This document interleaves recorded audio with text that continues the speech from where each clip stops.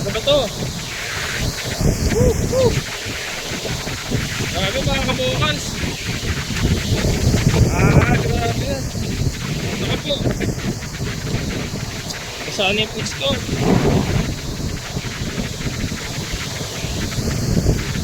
Nakapakalang sa maulan na to.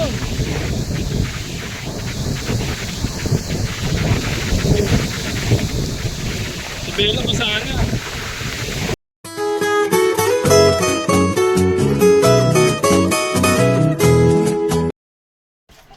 Ito ang problema sa kabir mga kabokals, strokin. Ayan, meron naman tayong isang breeder natin, mukhang na heat stroke. Buhay pa siya, kaya lang ano, groggy. Ewan ko makasurvive to mga kabokals. So ito, nilagay ko siya dito sa putikan para malamig, and then tinutukan natin ng electric fan. Hopefully maka-recover mga kabokals.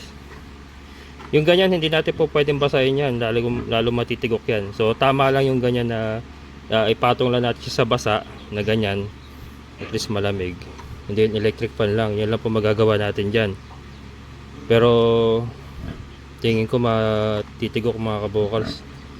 Sayang, nangingitlog to kanina nakita ko nangingitlog siya nandiyan sa pugaran niya Pag tingin ko saglit lang kanina lang nasa pugaran siya nandun na sa lupa at nakaano na, ganyan na itsura. Sayang, dadalawan na lang yung ating breeder mababawasan pa mga kabokals. Sana makarecover. Buti meron tayong kuryente at may electric fan tayo. Kaya lang I doubt yung ganyan itsura, parang hindi na rin makakasurvive. Parang na siyang naghihingalo na rin. Yan ang problema sa kabir mga kabokal. Madali silang ma-stroke. Kahit yung mga kahit doon pa sa unang area natin, strokein talaga yung yung mga kabir. Dami ko na stroke doon. Pati yung ating yung rooster natin, nakalimutan ko na pangalan ng rooster niya. Yung pinakauna rooster natin na kabir, na stroke din yan Sayang. Nagkataon masarap ang ulam po nito mamayang gabi. Kasi pagka wala na talaga, wala na patayin na lang natin yan. Sayang naman kasi kung pabayaan natin mamatay na Pero ako na muna.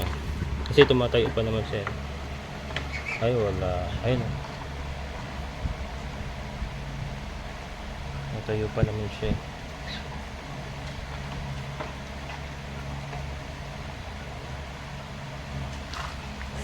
Sana makasurvive.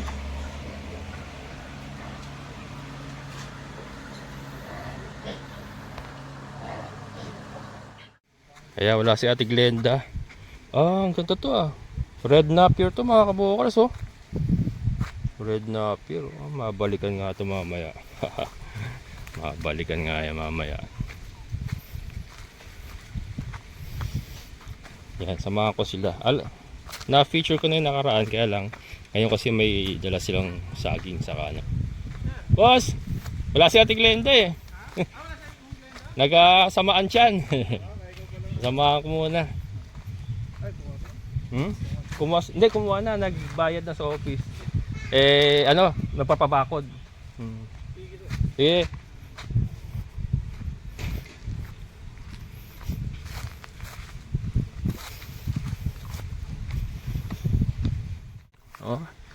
Paano na ipasok to materialis na to? Dito. Nakakapasok pa lang Meron siguro. Nakapasok to Kaya pala. Oo, pansiyaran. May pintuan.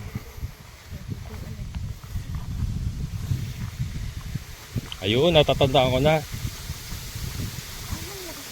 Ito yung mga gabi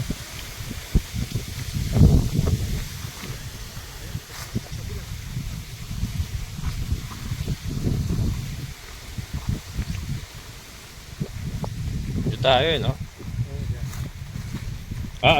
Ayun na pala. Ayun, lote nila mga kabokals. Ayun.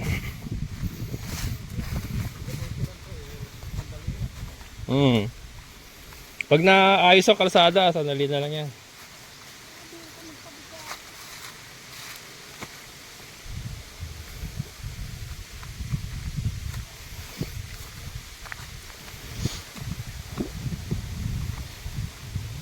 Yan. Ito mga kabokals yung sinasabi ko sa inyo nakaraan ano. Ah, ito pala si nanay. Ah, dito pala si Tata Lady. Ah, dito pala si Tata Lady. Sabi nung tao niya eh. Tay! Andiyan ka pala. Ah. Ay, sinabihan ka ng tao mo. Sinabihan ka ng tao mo doon.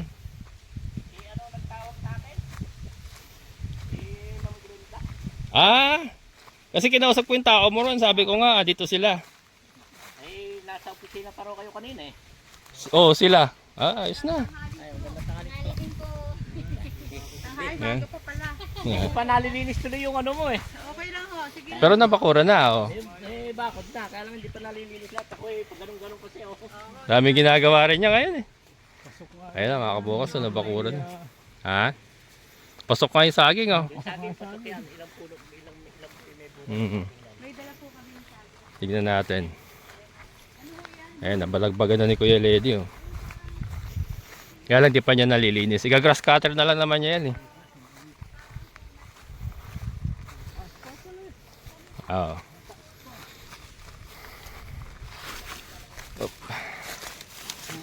Yeah. Yeah. Oh, taas dito. Taas. Okay na yan. Kung gagawin ko, tataliman ko lang yan. Oo, ayan, oh. Parang bahagdan din, gano'n. Pwede. Ayan, mga kabukas, oh. May bakod na. Ganda rin. Ayos na. Ganda tignan pag may bakod na. Oo, Oo. secure na. Oo. Sabi ni Glenda dito, meron pa daw dito. Di ba kalye ito? Meron pa daw dito 400 eh. Ah, meron pa. Katapat na ito. Ah, May katapat pa daw itong open. Tinignan namin doon sa, oo. ano niya, may 400 pa daw dito. Baka dyan sa area na yan. Oo. Ah, Swerte yung nakakuha din itong mangga, no? oo, ayan, oh. Dalawa, oh. Talagang pinupunterya kasi nila yung may mangga. Lahat talagang ano, mga nakakuha talaga. Baka ito siguro yung ano, available. Sa kakabila ng kalsada eh. Oh, ito. Ayan ang kalsada eh. Oo. Ito, hanggang dito ang kalsada siguro. Ito, lote na to eh. Oh, yan, siguro. Meron pa daw dun eh. Ito maganda rin, mataas. Oo, mataas din. Wala, may extra ka pang pera. No? Oo, ang ganda. Parang meron na nata din sa... Mm. Meron na ba ng mangga? Parang meron na, ayan, may tali na eh. Tali na. Oo. Pag may tali na, meron na. Pwede ko ilipat dun eh. Kung hindi, Oo. Oh, pwede pa ilipat yun, dala no. diba? Kaka-down nyo lang eh. Ayan oh. Nabis naman po yun. Ayos na rin. Kapiraso eh, yung sa may baba na yan, patag naman na yan. Saka madali lang patagin niya kung ano.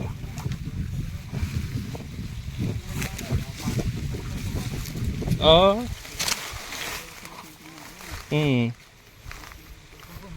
Pilapil kasi ito eh. Yan mga kaboss, yung lote nila oh. May mga saging na. Tay,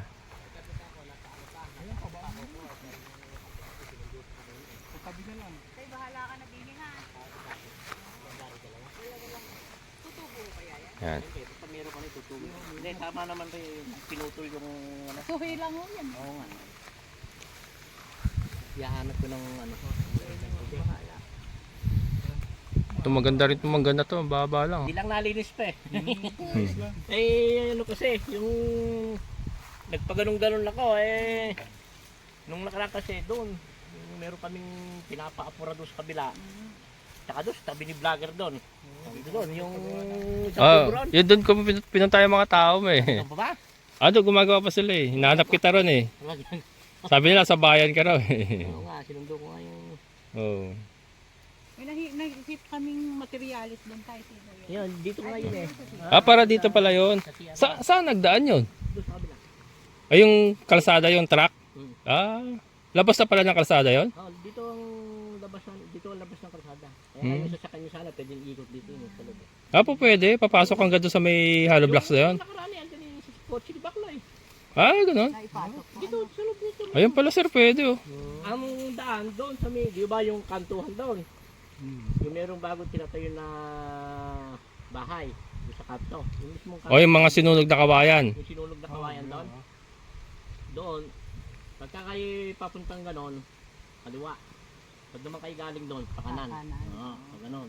Tapos pagdating nyo din dito sa may pagliko, merong pagliko rito. Kakaliwa naman kayo rito sa akin. Dito ang Hindi kaya yung sakay namin, maliit lang yung sakay. Hindi, tibak lang nga, kotse lang din, maliit eh. Kotse lang. Dito lang yung dala ko eh. Yun oh. Yun na natin mga kabukals yung ginagawang CR ni Tata Lady oh.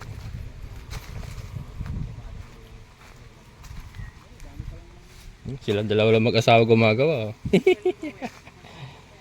Ang galing.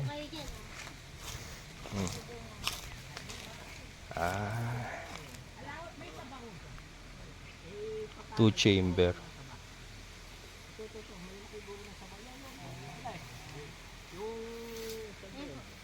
Pinabas kasi ng mga ano agad eh. Tinanim ko yun eh. Laki sana ng suling nasa ba. Ganda rito, malilim. Galing talaga na nakakuha nito mga kaboss. Inuli niya yung ano yun. Oh. Inuli niya yung mangga. Ayan. So yan nga sila sir. Ito yung kinuha nila Sir Joey, Ma'am Luz Biminda. Ayan. 300 square meter yan mga kabokals. So, ang ginawa nila dyan, yung isang lote, kinash nila. Yung dalawa, dinown payment nila ng 80,000. 40,000 kasi sa isang lote ang down payment. So, cash yung isa, yung dalawa down. Tapos huhulugan nila yung dalawa. Ayan.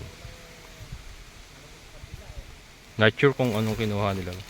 Parang 3 years to pay ata. Ang lamig dito mga kabokas oh. Napakaganda oh. May puno ka ng manggang ganyan. Oh.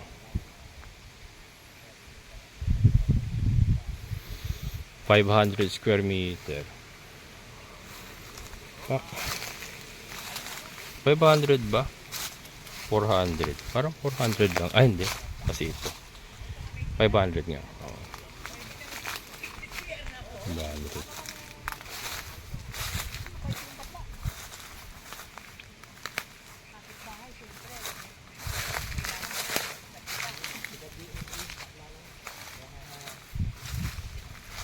Taga saan tayo? GMA. GMA. Director tsaka auditor ng Batang Quiapo. Director ng auditor ng Batang Quiapo. Baka pwede mag-apply artista. Ayan mga kabokals. Editor pala ng ano to, Batang Quiapo. Yung may-ari nito. Baka pwede tayo mag-apply ng extra. Kahit tagapunas lang ng pawis. Ayan. Nag-camping dito minsan yun eh. Yun sila. Parang rest house lang siguro gagawin niya rito. Nasa ano siya eh. Nasa showbiz industry siya eh. Hindi naman no, siguro. Ay, malay natin baka mag-farming din, di ba? Hindi natin alam ang plano. Pero yun. Editor ng Batang Quiapo. Ano pangalan yun, Nay? Nay, ano pangalan ng bakla? Anong pangalan ni, bakla? Lovely ang tawag namin din eh. June? Lovely June. Lovely June. Yeah, shout out sa'yo, sir. Lovely June. Magiging kapitbahay mo na yung aking mga subscriber. Si Ma'am Luz Biminda at Sir Joey. Yan.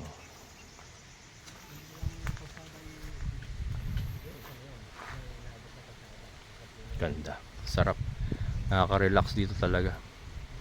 Kaya siguro kumuha siya rito pag stress na siya sa pag-edit niya sa showbiz. Ayan.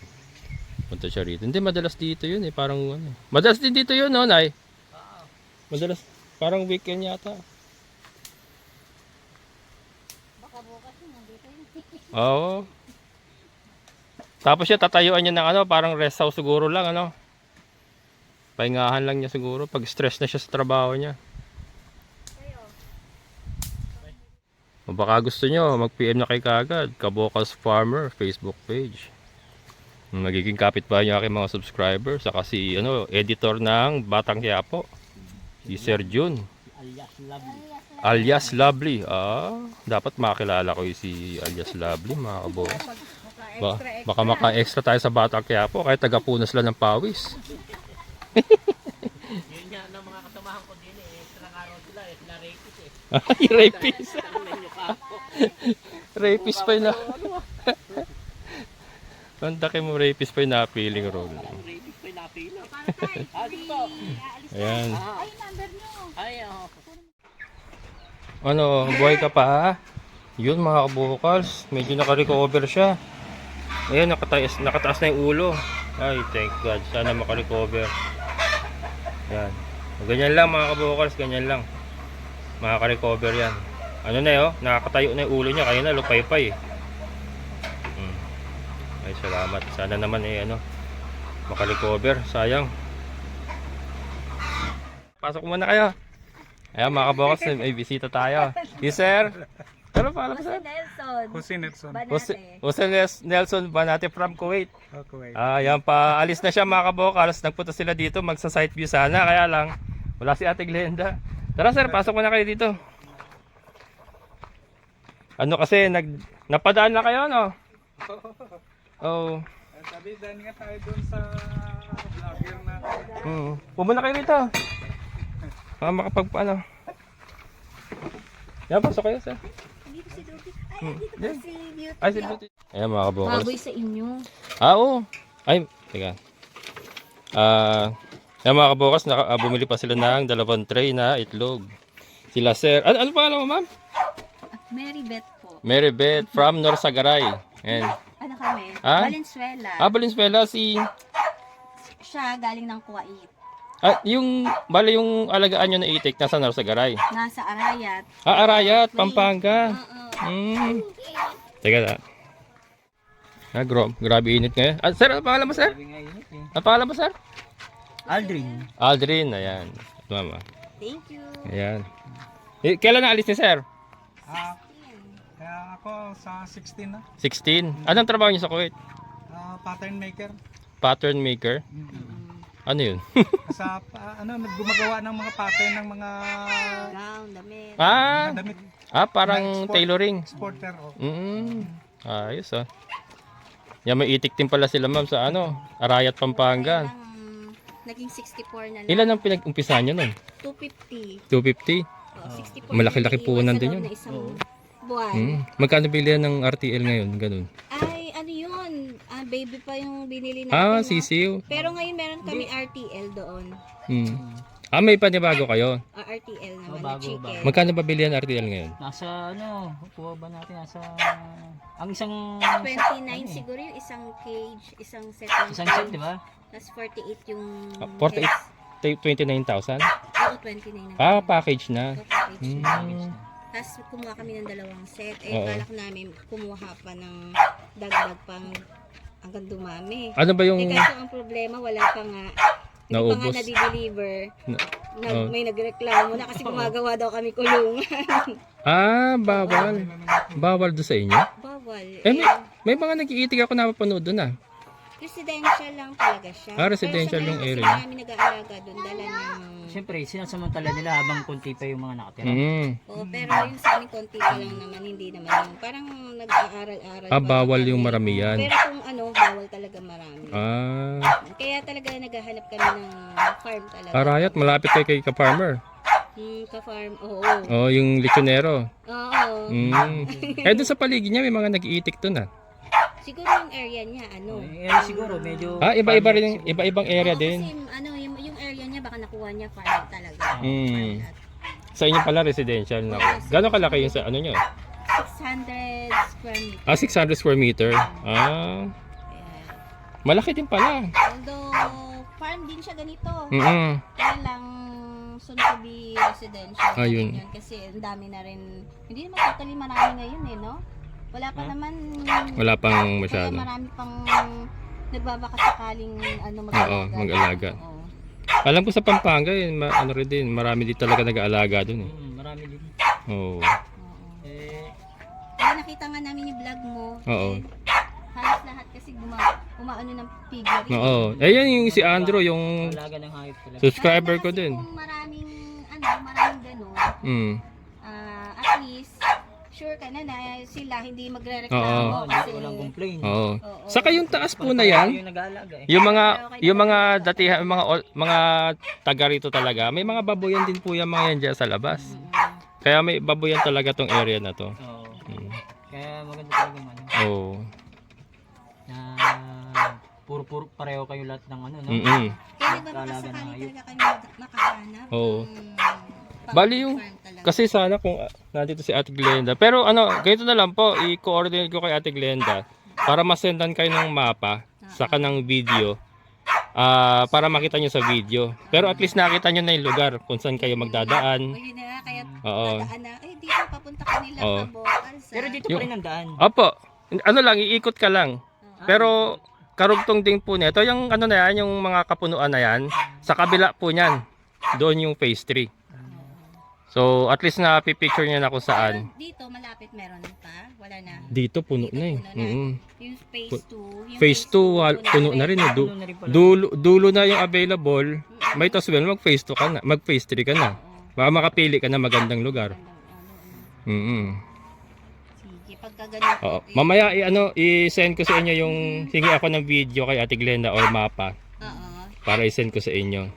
sige. Oo. Tapos kung gusto niyo bumalik, sabihan niyo ako mga 2 days before para i-schedule ko kay Ate Glenda. Makapunta siya rito. Sige po. Siya kasi may hawak ng mapa eh. Alam niya kung kunyari, ito block 4, lot 10, ganun. Alam niya yung mga ganun. Ako kasi hindi ko alam yun. Yun. Saka to farm lot talaga siya, kategory niya sa munisipyo. Oo. Kasi makita mo naman kasi talaga. Ano eh. Oo. Saka yung mga subscriber ko nandiyan nag-ano rin. Kapit-bahay mo, pareho kayo. Meron ako isang subscriber dyan, may mga baboy na rin eh. Si Andrew. Oo. Oo. Kaya nakakatuwa nga. Sabi ko sayang Mm. yung mga biik niya. Oh, hindi, sunod-sunod naman niya. Marami Saka namang talaga dito belong-belo ka. Nakabelo ka talaga. Oo, nakabelo Nag-aalaga ko. ng hayop, belo ka. Kaysa sa may mga katabi kang bahay na ano, minsan may mga reklamo. oo, Oo. Wala pa nga eh. Kaya nga. mga nakakapirwisyo eh, nagre-reklamo. Yung sa inyo, gumagawa pa lang yung kulungan eh. Sinita na kagad kayo. Grabe. Nga. Gusto nyo lang maghanap buhay eh, di ba? Pero yung nagre-reklamo kasi nandun pa sa tawid kalsada. Tawid kalsada pa. Hindi, yung nagre-reklamo kagad na. Oh. Ayan, maraming salamat. Pasensya na, hindi ko pumakunan lahat at nag-overheat yung aking cellphone. Grabe init. Pati cellphone nag-overheat. Pero ayan, maraming salamat kila sir at viewer na po natin. At fortunately, hindi ko sila na site view kasi hindi ko naman alam yung pupuntahan sa phase 3. Ayan, kasi may bagong box pa tayo, phase 3. Kaya lang si Ate Glenda kasi nakakaalam. Pati yung mga posisyon ng mga lote, yung mapa and all. So yun, babalik na lang sila sir. Pag makipag-coordinate muna kami kay Ate Glenda bago sila bumalik para kasama si Ate Glenda. Pero yun, nakabili na 2 itlog, 2 tray. Ayan, maraming salamat po. Ayan mga kabukas, sabay ulan. Ayan, ito naka-recover na. Tinanggal ko na yung electric fan, baka mabasa. Pero naka-recover na. Ayan o, malakad na siya. Ay, halika. Balik ko na doon sa kasama niya. Pero naka-recover mga kabokals.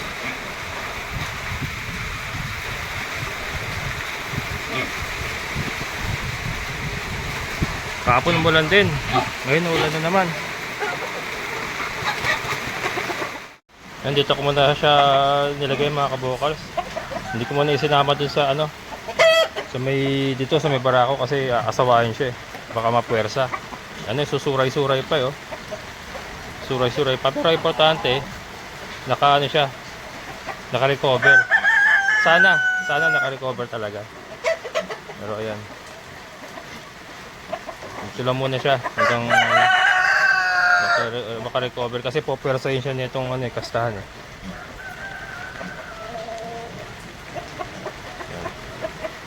At ayun, buti lumamig para ano, tuloy siya makarecover. Mula na. Grabe mga kabukals. Oh, isang basa. Basa yung darak sa mais ko ah. Grabe yung ulan. Oh. Yung tuboy, basang-basa na. Grabe. Naku po. Ratay tayo dyan. Grabe. Ano ba to? Grabe mga kabukals. Grabe yan. Naku po. Saan yung fix ko?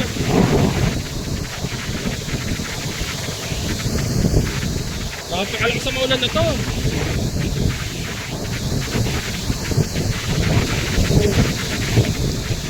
Si Bella basa na. Dating kubo basang-basa na. Ay wala.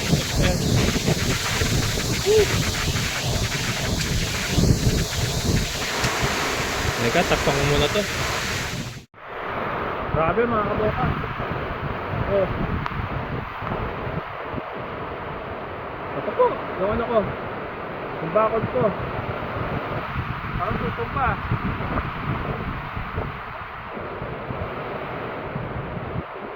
Wala na, basa-basa na yung tubo ko.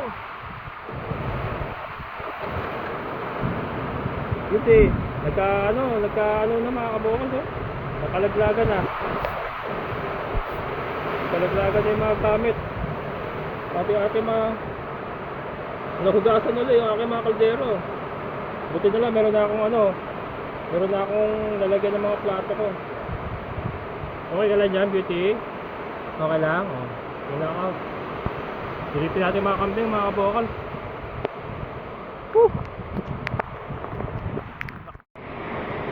Kaya wala namang problema yung mga baboy. Itong kambing ang problema. Yan. Basa. Basa yung ating tulungan. Mga kabokal. Lakas o angge. Sabul. Brother.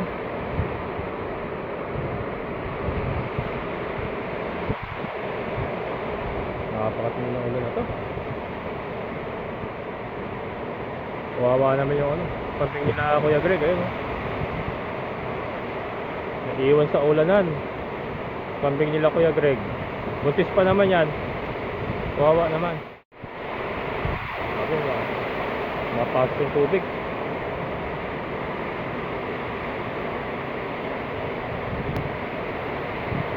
Si Arandro. Okay naman yung ni Sir Andrew dito. Yun ito yung pick up nabalaho mga kapokal. Hindi na makakaahon yan. Hanggang bukas na yan dito. Bukas naman ang tanghali yan. Pagka umaraw na, matigas na yan. Pero ngayon, no way na makaahon yan. Hindi makakaahon yan.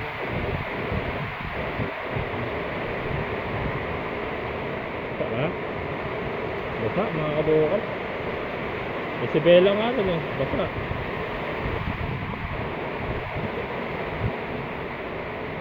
Yan natin mga baboy.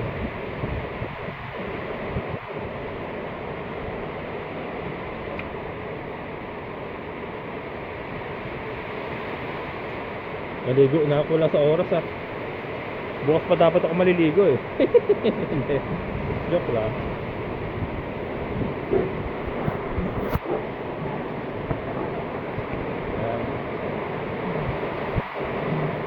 Nabasa din yung mga baboy natin mga bokal.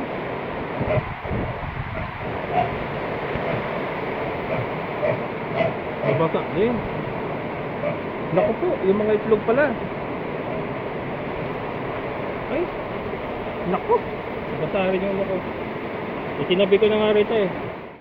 Ayan, tinaas ko.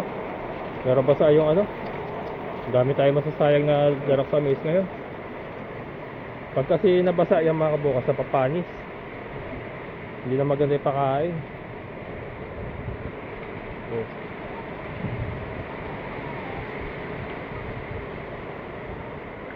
So far, okay naman. Ito yung na-stroke natin kanina dahil sobrang init nga. Ayan, oh, nakatayo na mga kabukal. Pero yun nga, hindi ko muna siya sinasama dun sa mga kasama niya para hindi mapwersa kasi ayan, sasampahan niya. Ay, hindi naman nabasa. Yun, hindi naman nabasa. Ito, ay basa. Sayang. Pwede pa kaya ito? Ay, hindi naman pala masyado nabasa. Nasa natin. Rhode Island, ano ba naman to? Rhode Island White Leghorn.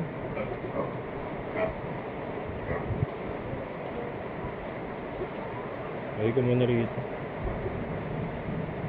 Malagay ko muna rito. Pwede pa yan. Pati yung Madre de Agua natin nagsipag-isampayan.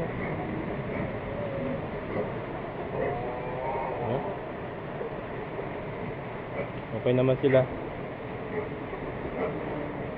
Ito medyo tagilid pa rin mga kabukals. Parang lasing eh. Parang lasing pa rin pero at least naglalakad na. Hindi katulad kanina, lupay-pay talaga. Sana makarecover. Kaya ko lang muna siya nakagala dyan. Hindi naman niya nangaaway. Kumagasa yung tubig dito.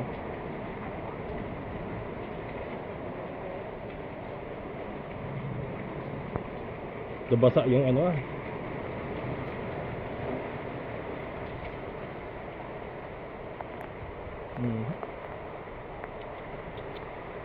Nabasa yung kubo mga kabukals. Bella. Sorry be, wala ka na mapaglalagyan eh. Wala kasi ako mapaglalagyan dito eh. Si Chloe nasa loob ng bahay. Lalapain ko na pagka nilagay ko sa bahay. Si Beauty naman may bahay. Ito tinanggal ko saksak ng mga extension ko. Hindi ko pa naayos, magulo eh. Tinanggal, wala nang ano to, hindi nakatanggal saksak to mga kabukals para safety tayo. Wala nang kuryente yan. Beauty. Ito si Beauty mga kabukals, okay naman. Sorry, dumidilim. Ayan.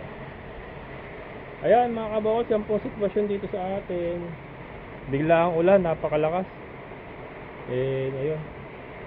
Buti na lang hindi inabot sila sir kanina, yung ano, bisita natin kanina, hindi sila inabot.